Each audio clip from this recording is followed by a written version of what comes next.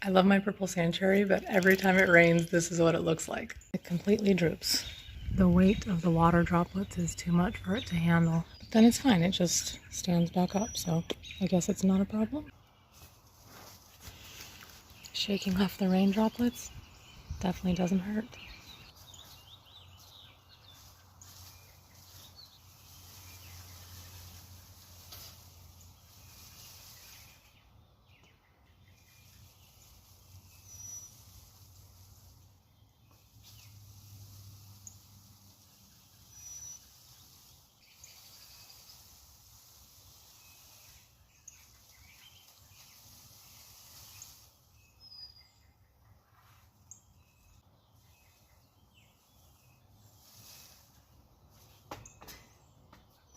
It's okay, it'll be back.